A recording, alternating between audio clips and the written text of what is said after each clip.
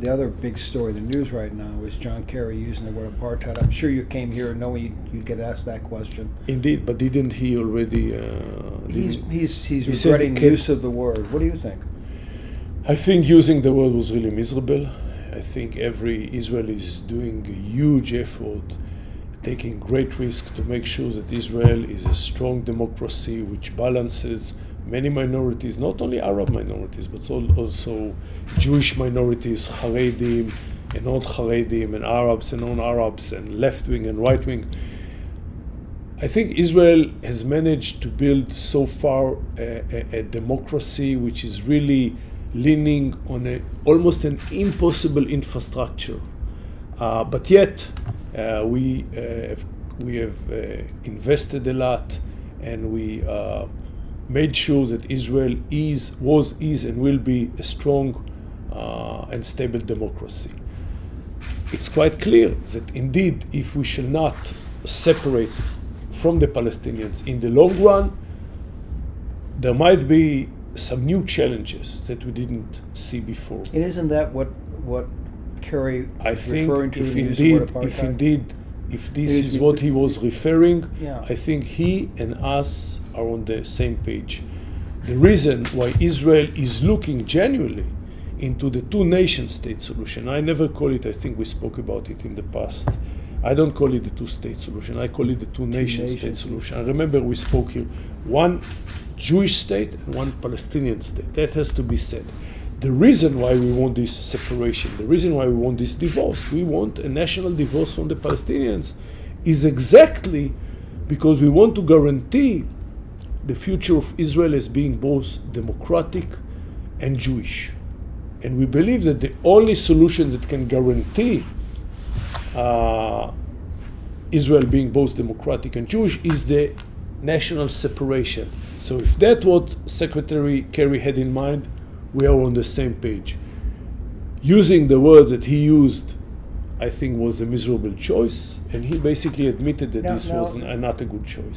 This is really important. So it's important to destroy why that's still the wrong word, because you're saying that if Israel were to go down the road of being a one state with a very large Palestinian majority at some point, then there would be great difficulties in having a democratic, egalitarian state, and it's either that or not be a Jewish state, or be a Jewish state in which you would have a second tier citizenship of Palestinians, right?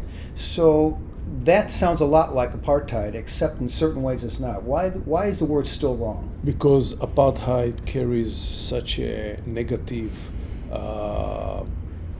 echo, and Israel, through the last 66 years, and very soon we are going to celebrate our 66th anniversary, I think this is the Western democracy that is facing the biggest challenges in the world. I don't know any other Western democracy that is facing the amount and the level of the challenges that Israel is facing, with a huge Arab minority living within Israel.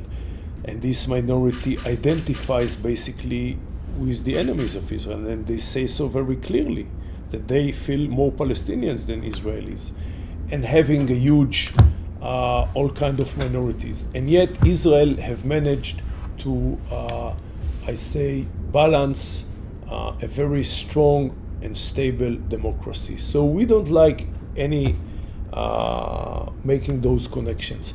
Look, some people tell you that in the future the demographic challenge, is not so huge. There are people that tell you that this is kind of a demon, that actually there isn't much truth behind this demon, that the number of Palestinians in the West Bank is not so big, and their natural growth is not so big.